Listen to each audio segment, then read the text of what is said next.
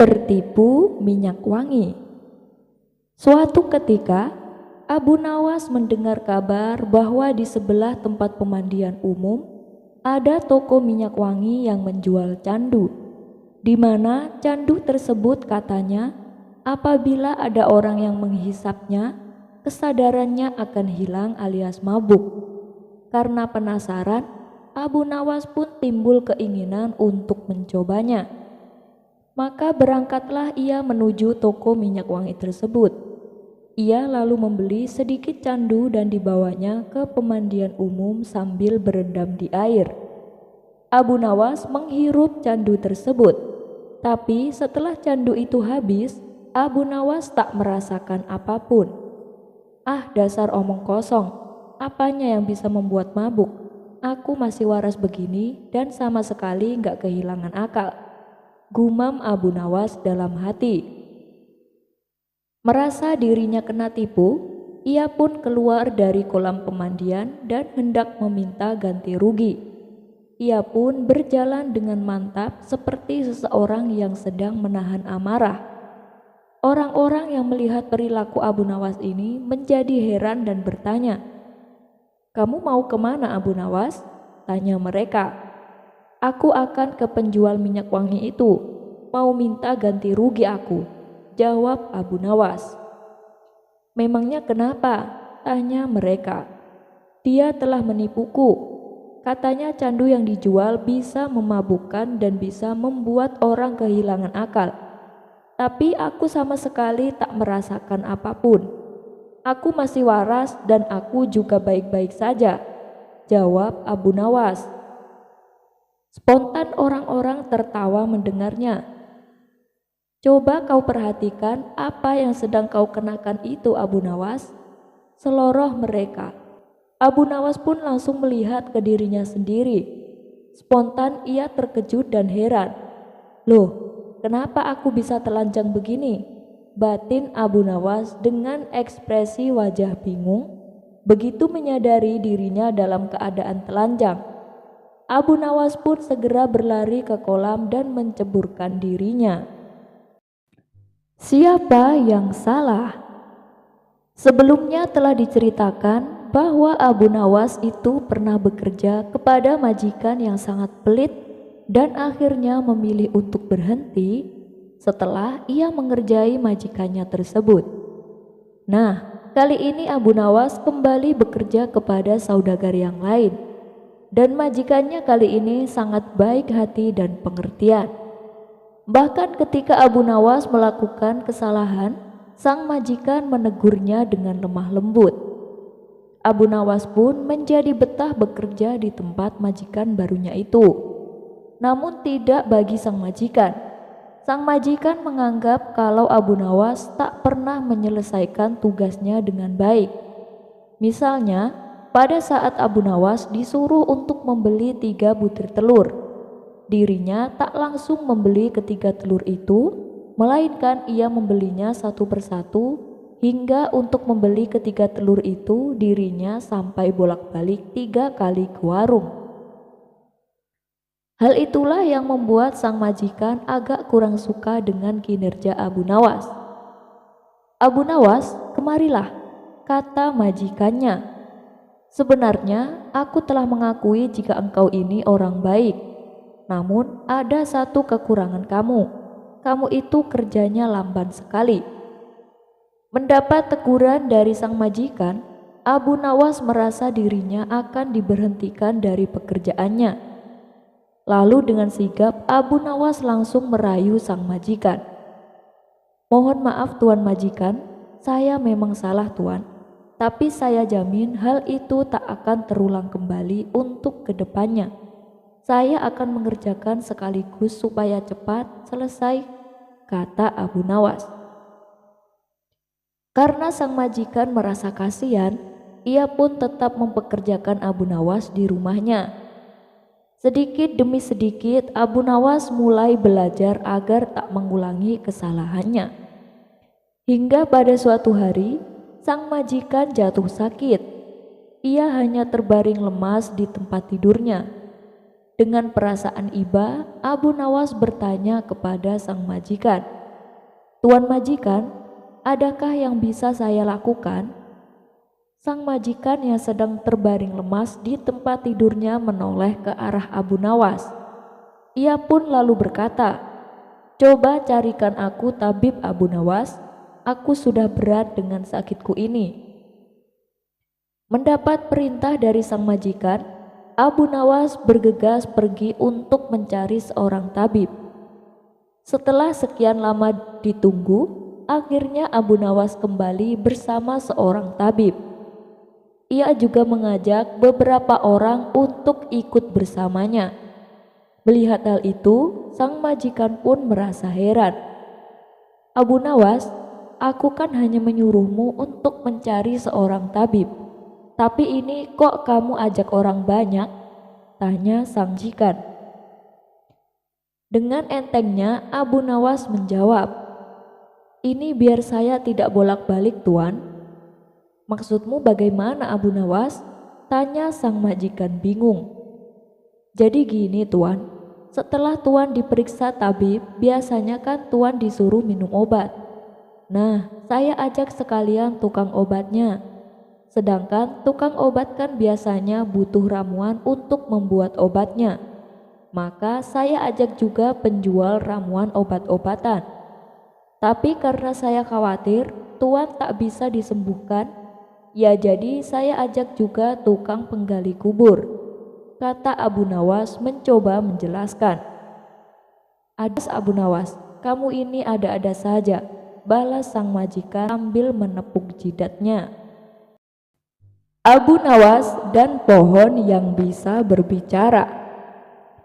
Karena seringnya membongkar kasus penipuan, membuat komandan prajurit mendapat penghargaan dari Baginda Raja.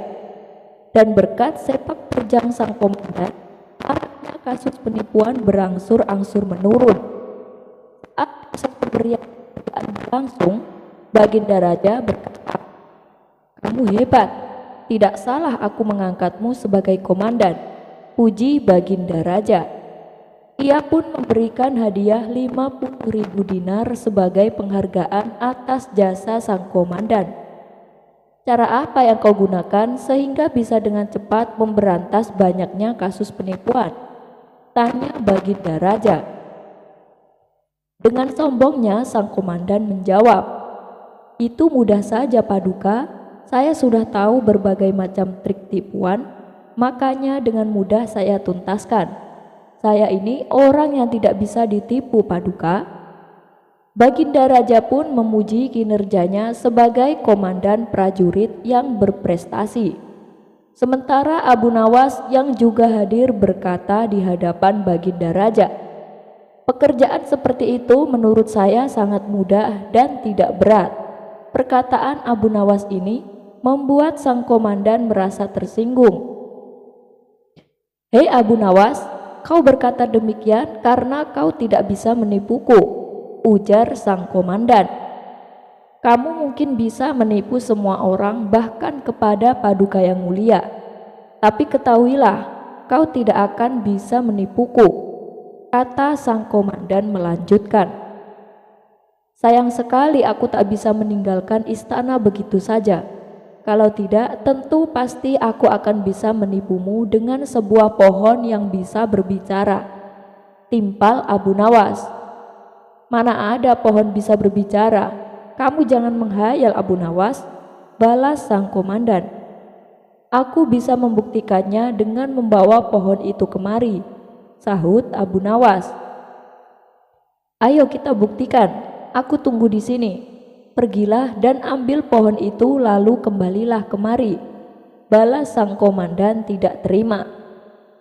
Kemudian Abu Nawas bertanya kepada Baginda Raja, "Bagaimana Paduka? Apakah Paduka mengizinkan saya untuk pergi sebentar untuk mengambil pohon yang bisa berbicara?" Baginda Raja menjawab, "Silahkan Abu Nawas, pergilah dan ambillah pohon itu." Setelah mendapat izin dari Baginda Raja, Abu Nawas pun berkata, "Baiklah wahai komandan, tunggulah aku di sini. aku akan segera kembali dengan membawa pohon yang bisa berbicara, tutur Abu Nawas. Maka pergilah Abu Nawas meninggalkan istana. Namun setelah 1 jam, 2 jam berlalu, Abu Nawas tak kunjung datang sampai waktu malam tiba. Sang komandan masih menunggu, tapi Abu Nawas tak datang juga. Karena dirasa Abu Nawas tidak akan datang, sang komandan berkata kepada Baginda Raja, "Sepertinya Abu Nawas tidak berani datang, Paduka. Dia pasti takut karena ketahuan bohongnya. Kalau dia berani, pasti dia sudah datang dan membuktikan ucapannya," kata sang komandan merasa bangga. Baginda Raja justru tertawa mendengar pengakuan komandan istana. "Ampun Paduka yang mulia, kenapa Paduka malah tertawa?" tanya sang komandan merasa heran. Abu Nawas tidak datang bukan karena takut ketahuan berbohong, tapi ia justru telah berhasil menipumu, balas Baginda Raja sambil tertawa. "Maksud Paduka?" tanya sang komandan tak mengerti. "Kamu menunggu di sini sampai larut malam, padahal Abu Nawas tidak akan datang. Bukankah itu berarti Abu Nawas telah berhasil menipumu?" tutur Baginda Raja. Seketika sang komandan mulai menyadari, ia pun merasa malu karena telah menyombongkan dirinya. "Ini baru pertama kali orang gila telah memperdayaiku," gerutu sang komandan. Tawa Baginda Raja pun kembali pecah. Ia tak henti-hentinya tertawa sambil memegangi perutnya. Bijaksana di luar nalar. Karena seringnya diminta memecahkan kasus yang rumit, Abu Nawas kerap kali mendapat hadiah berupa pundi-pundi uang yang banyak. Rupanya hal ini mengundang rasa iri oleh sebagian hakim istana yang berjumlah 5 orang.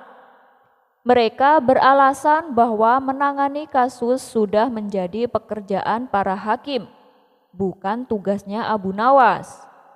Kelima hakim tersebut lalu berkumpul untuk membahas masalah ini.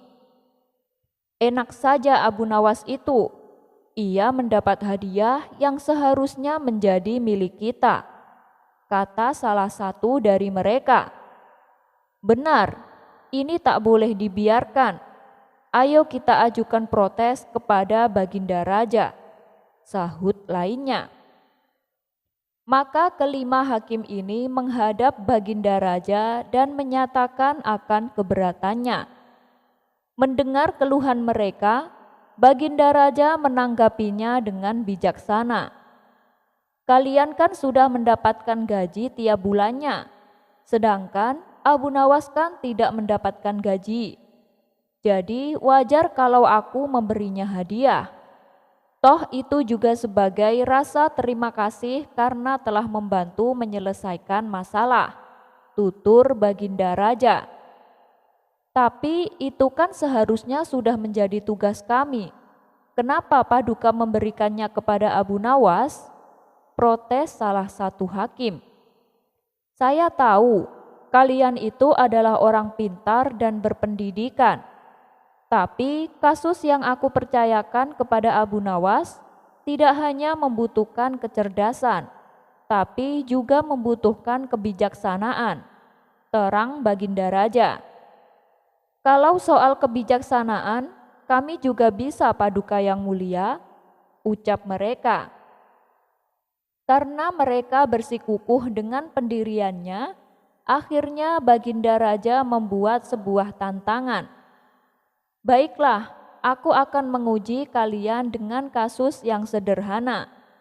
Kalau kalian bisa memecahkannya, aku tak akan lagi meminta bantuan Abu Nawas," kata Baginda Raja. Kemudian Baginda Raja memerintahkan pelayan untuk membawakan papan tulis. Lalu di papan tulis tersebut, Baginda Raja menggambar garis dengan panjang 1 meter. "Sekarang masing-masing dari kalian maju dan perpendek garis ini," perintah Baginda Raja. Hakim pertama maju ke depan. Ia menghapus 20 cm dari garis itu, dan kini menjadi 80 cm.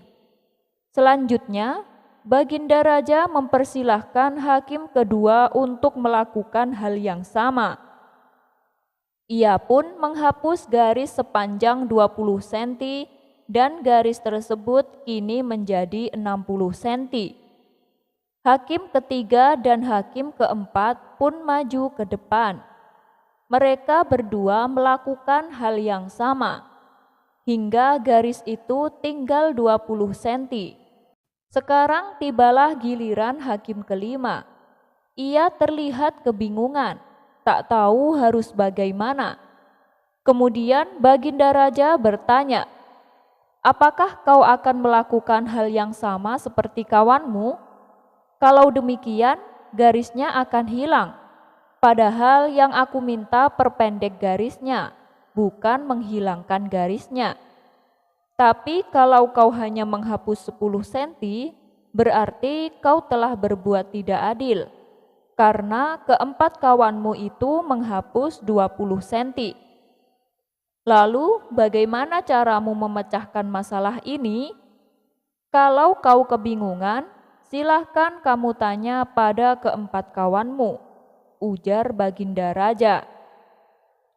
Kelima hakim tersebut mulai berpikir keras untuk mencari solusinya. Namun setelah sekian lama berpikir, mereka tak kunjung mendapatkan jawaban. "Ampun Paduka yang mulia, kami tak tahu cara memecahkan masalah ini," kata mereka.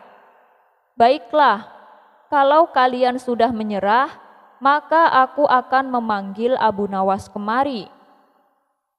Singkat cerita, datanglah Abu Nawas. Ia lalu diperintah Baginda Raja untuk menyelesaikan masalah yang diberikan kepada 5 hakim tersebut. Tanpa pikir panjang, Abu Nawas langsung melaksanakan perintah Baginda Raja. Ia tidak menghapus garis yang tersisa 20 cm. Akan tetapi ia menggambar garis baru yang panjangnya 120 cm.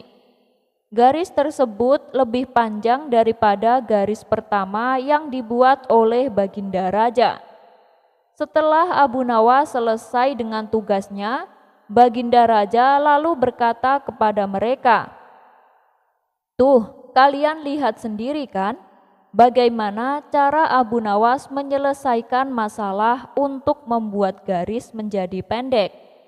Kalian tak perlu menghapusnya, cukup membuat garis baru yang lebih panjang.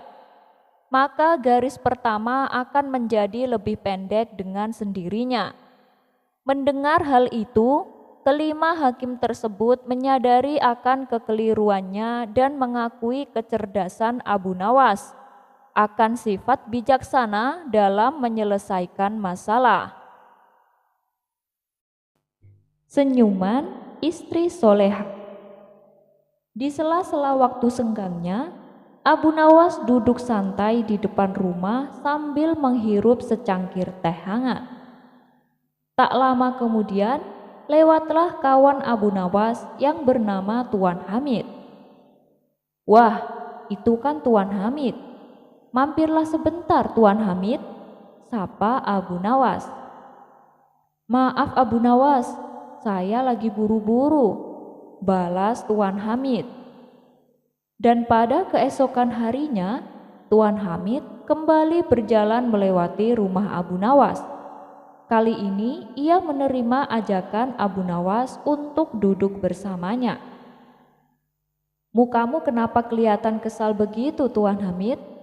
tanya Abu Nawas. "Begini Abu Nawas, aku ini gak habis pikir dengan perilaku istriku. Dia itu maunya menang sendiri," tutur Tuan Hamid. "Oh, jadi kemarin kamu tidak mau..."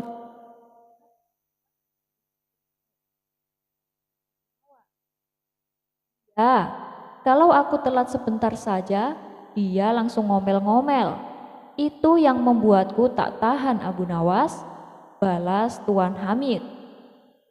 Ya sudah, namanya juga wanita, maunya menang sendiri, ujar Abu Nawas. Kamu sih beruntung Abu Nawas, punya istri yang penurut, timpal Tuan Hamid. Lah, kata siapa? Istriku bahkan lebih galak daripada istrimu, sahut Abu Nawas. Ah, yang benar saja. Jadi kamu juga takut sama istrimu? Kenapa bisa begitu? Kamu kan terkenal orang cerdik Abu Nawas, tanya Tuan Hamid. Abu Nawas pun menceritakan awal mula ia takut dengan istrinya. Jadi gini Tuan Hamid, dulu waktu kami masih pengantin baru, kami jalan-jalan menuju pasar. Nah, di tengah perjalanan istriku melihat kucing yang bulunya sangat indah. Lalu oleh istriku kucing tersebut dipegang dan digendongnya. Padahal aku sudah memberitahu kalau kucing itu galak dan suka mencakar. Tapi istriku tak menghiraukannya. Ya akibatnya tangan istriku kena cakar. Nah, ini bukannya berteriak kesakitan, istriku malah tersenyum dan berkata, "1." Ia lalu memegang kucingnya dan berusaha menggendongnya. Kucing tersebut seketika langsung mencakarnya kembali. Dan tangan istriku pun berdarah. Tapi ia tetap tersenyum dan berkata, "2." Untuk ketiga kalinya, istriku mencoba memegang dan menggendongnya. Kucing itu pun kembali mencakarnya. Dan istriku kembali berkata, 3. Nah, setelah hitungan ketiga itu, ia langsung mengambil tali dan mengikat leher kucing tersebut sampai kucing itu mati. Aku yang melihat hal itu spontan membentaknya, "Istriku, kau gila ya?" Sambil tersenyum, istriku menatapku dan berkata, 1. Lalu aku kembali berkata kepadanya, "Istriku, kucing itu kan tak bersalah. Kenapa kau membunuhnya?" Untuk kedua kalinya, istriku menatapku dengan tersenyum dan berkata, 2. Nah, sejak saat itulah aku tak berani membantah perkataannya, apalagi sampai membentaknya. Takutnya nanti hitungan ketiga juga akan menimpa padaku, sama seperti kucing itu. Spontan Tuan Hamid tertawa terpingkal-pingkal mendengar cerita Abu Nawas.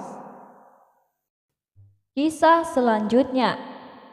Seringnya Abu Nawas berjalan bolak-balik menyusuri hutan, membuat dirinya tidak menyadari kalau sepatu yang dipakainya mulai rusak.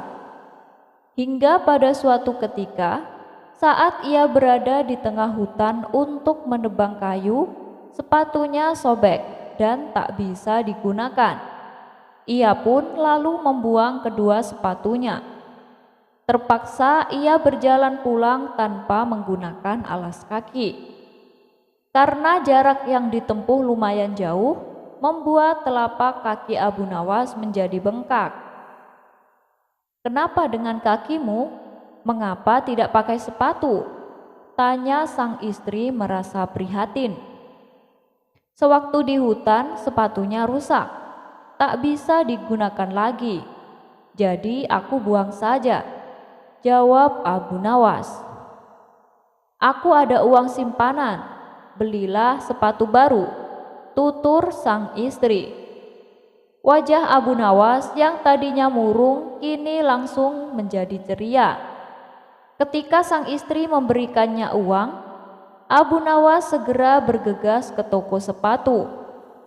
Namun sebelum berangkat, Abu Nawas terlebih dahulu mengukur kakinya dengan sehelai jerami dan menandainya. Barulah ia pergi ke toko sepatu yang ada di kota. Sesampainya di toko sepatu, ia lupa membawa jerami yang tadi digunakan untuk mengukur kakinya. Tentu saja hal ini membuat Abu Nawas kebingungan. Pasalnya hari sudah menjelang sore. yang berarti tidak lama lagi toko akan tutup. Akhirnya Abu Nawas menemukan solusi.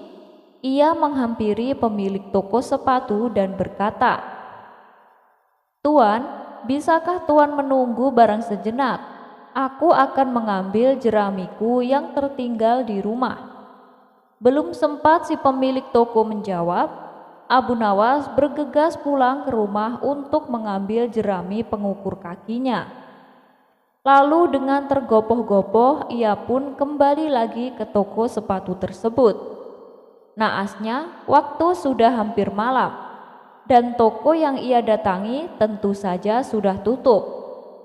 Ia pun akhirnya pulang ke rumah dengan perasaan kecewa. Setibanya di rumah, sang istri bertanya, "Mana sepatunya? Katanya mau beli sepatu." Abu Nawas kemudian menceritakan yang dialaminya. Mendengar itu, sang istri menjadi heran. "Bukankah engkau bisa mengukurnya langsung pakai kakimu sendiri?" tanya sang istri.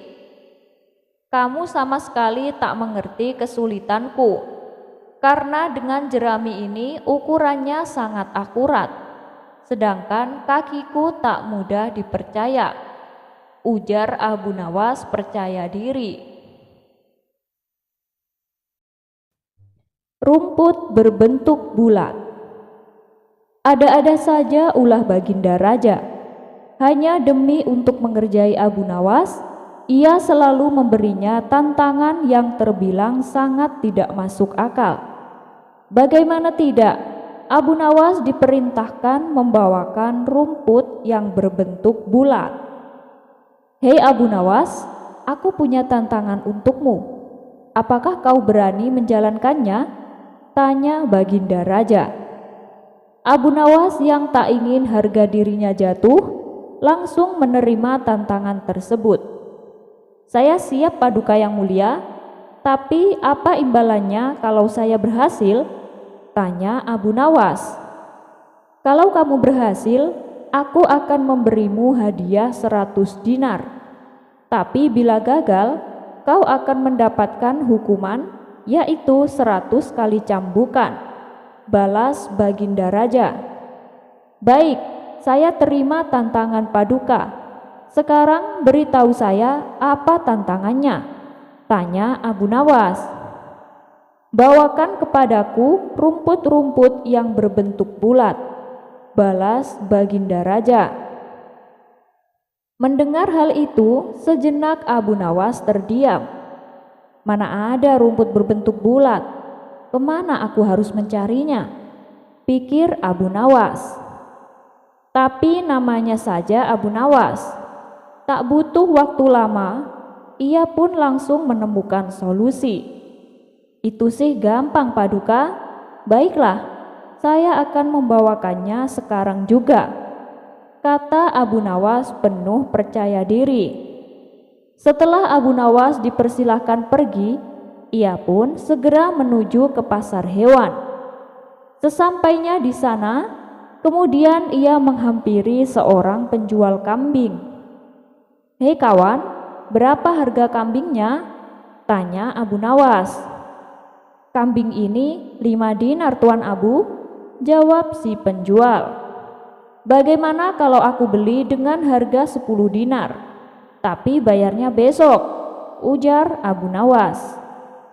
"Apa kau serius Tuan Abu? Awas kalau kau bohong," kata si penjual agak ragu.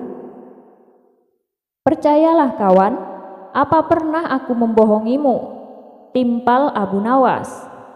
Si penjual pun sepakat, meski di hatinya ada sedikit keraguan. Kemudian pada hari itu juga Abu Nawas langsung membawa kambing tersebut menuju istana menghadap Baginda Raja. Baginda Raja melihat kedatangan Abu Nawas dengan membawa seekor kambing merasa heran. "Abu Nawas, apa maksudmu membawa kambing? Yang aku minta itu rumput yang berbentuk bulat," kata Baginda Raja. "Ya ini Paduka, rumput bulat yang Paduka minta," balas Abu Nawas. Baginda Raja bertambah bingung mendengar jawaban Abu Nawas. Ia pun kembali bertanya, "Bagaimana kau bisa mengatakan kalau kambing ini adalah rumput yang berbentuk bulat?" Dengan entengnya Abu Nawas menjawab, "Begini Paduka, kambing ini kan makan rumput hampir setiap hari. Jika kita menunggu beberapa saat lagi, kita akan mendapatkan rumput bulat keluar dari lubang pantatnya." Dan benar saja, baru saja Abu Nawas menjelaskan, si kambing langsung mengeluarkan rumput yang sudah menjadi boba berbentuk bulat-bulat. Spontan Baginda Raja tertawa terpingkal-pingkal. Dan sesuai perjanjian, Baginda Raja memberinya hadiah 100 dinar. Kemudian pada keesokan harinya, Abu Nawas mendatangi si penjual kambing untuk membayar 10 dinar yang ia janjikan. Obat semua masalah. Sepandai-pandainya tupai melompat, pada akhirnya akan jatuh juga. Begitu pula dengan Abu Nawas. Secerdik-cerdiknya dia, pada akhirnya akan terkena sial juga. Kisah ini bermula saat Abu Nawas diundang ke istana oleh Baginda Raja. Rupanya Baginda Raja sudah mempersiapkan tantangan yang membuat Abu Nawas kewalahan. Karena gagal menjalankan tantangan, Abu Nawas akhirnya mendapatkan hukuman. Dan hukumannya adalah berupa 1 bulan penjara. Tapi yang membuat Baginda Raja heran, Abu Nawas malah terlihat ceria. Dan setelah diselidiki, ternyata Abu Nawas membuat lukisan wajah istrinya di tembok penjara tempat ia dihukum. Bukankah istri Abu Nawas galak? Kenapa lukisan istrinya membuatnya ceria? Pikir Baginda Raja. Karena penasaran, Baginda Raja pun mendatangi Abu Nawas di dalam penjara. "Hei Abu Nawas, apa yang membuatmu bahagia dan ceria di dalam penjara?" tanya Baginda Raja. "Oh, ya karena ada lukisan istri saya, Paduka," jawab Abu Nawas. "Loh, kamu ini aneh Abu Nawas. Bukankah kau bilang kau sering tidak betah di rumah gara-gara istrimu? Kau bilang istrimu galak dan suka ngomel-ngomel," kata Baginda Raja. "Justru itu Paduka, setiap kali saya melihat lukisan istri saya, semua permasalahan apapun menjadi tidak ada apa-apanya bila dibandingkan permasalahan dengan dia. Oleh sebab itulah saya bahagia dan ceria di dalam tembok penjara ini," celetuk Abu Nawas. Spontan Baginda Raja tertawa terpingkal-pingkal. Ia pun lalu melepaskan Abu Nawas karena telah membuatnya tertawa. Merubah air laut menjadi tawar. Dikisahkan Baginda Raja memiliki menteri kepercayaan yang senantiasa mendampinginya. Menteri itu bernama Abu Jahal. Namun kepercayaan yang diberikan Baginda Raja sering dimanfaatkan oleh Abu Jahal untuk memperkaya diri. Terkadang ia sering meminta upeti kepada rakyat dengan mengatasnamakan Baginda Raja. Hal ini tentu saja membuat Abu Nawas geram. Tapi Abu Nawas tidak berani mengadukan masalah ini kepada Baginda Raja. Sebab dengan kedudukan yang dimiliki oleh Abu Jahal, ia bisa saja memutarbalikkan fakta dan menuduh Abu Nawaslah pelakunya. Seiring berjalannya waktu, sang penasehat istana meninggal dunia. Baginda Raja sangat kehilangan dan belum bisa menemukan penggantinya. Jadi untuk sementara waktu, jabatan penasehat istana masih kosong. Belum ada yang mendudukinya. Kesempatan ini segera dimanfaatkan oleh Abu Jahal. Ia ingin sekali menduduki jabatan tersebut. Dengan begitu, ia bisa lebih leluasa untuk mempengaruhi Baginda Raja. Segala cara ia lakukan di depan Baginda Raja. Ia terus mencari muka agar dirinya bisa terpilih menjadi penasehat istana. Tapi sayang seribu sayang, ambisi Abu Jahal ini harus kandas di tengah jalan. Karena tidak berapa lama Baginda Raja justru memilih Abu Nawas untuk menjadi penasehat istana. Keputusan Baginda Raja ini tentu membuat Abu Jahal kecewa, sehingga ia menaruh dendam kepada Abu Nawas. Suatu hari, ketika Abu Jahal melihat Abu Nawas sedang duduk bersama Baginda Raja, timbul pemikiran di kepalanya, seharusnya aku yang ada di tempat Abu Nawas. Abu Nawas tidak pantas duduk di situ. Abu Nawas itu apa? Dia tak mampu mengurus masalah kerajaan. Pantasnya dia menjadi pelawak istana, gerutu Abu Jahal dalam hati. Merasa kecewa dengan keputusan raja, Abu Jahal lalu menyampaikan keberatannya. Hingga pada suatu hari, saat Baginda Raja sedang duduk sendirian di singgasana, Abu Jahal menghadap dan berkata, "Ampun Paduka yang mulia, hamba izin menghadap." Baginda Raja terkejut melihat Abu Jahal yang tiba-tiba menghadapnya. "Ada apa Abu Jahal? Apa yang ingin engkau sampaikan?" tanya Baginda Raja. "Ampun Paduka yang mulia, saya rasa Abu Nawas tidak pantas menjabat sebagai penasehat istana. Karena menurut hamba, dia tak tahu apa-apa soal negara. Abu Nawas itu apa? Keahliannya cuma melucu," jawab Abu Jahal. "Tapi bukankah Abu Nawas terkenal cerdik? Dia juga seorang yang jujur," balas Baginda Raja. "Apakah Paduka sudah meragukan kejujuran hamba?" tanya Abu Jahal. "Bukan seperti itu Abu Jahal. Kamu kan sudah menduduki jabatan sebagai menteri istana. Jadi wajarlah kalau Abu Nawas yang mengisi jabatan penasehat istana," jawab Baginda Raja. "Tapi Paduka, saya lebih berpengalaman, apalagi mengenai soal kenegaraan. Saya juga ahli berperang, tubuh saya kekar dan perkasa, dan saya sudah lama berbakti kepada Baginda Raja. Membangun 1000 candi." Suatu hari, di istana yang megah, Baginda Raja Harun ar-Rasyid memanggil Abu Nawas. "Abu Nawas, aku ingin kamu membangun 1000 candi di sekitar istana ini. Aku ingin keindahan istana kita ini semakin memukau," ujar sang raja. Abu Nawas yang sadar akan beratnya tugas tersebut tetap tenang. "Baik Paduka yang mulia, hamba akan melaksanakan perintah Paduka dengan sebaik-baiknya," jawabnya sambil memberikan senyuman cerdik. Namun Abu Nawas memiliki rencana tersendiri. Ketika tiba waktunya untuk memulai pembangunan, Abu Nawas mendatangi raja dengan wajah penuh keceriaan.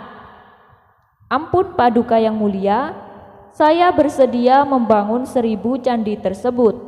Tapi saya mempunyai satu syarat Paduka," ucapnya.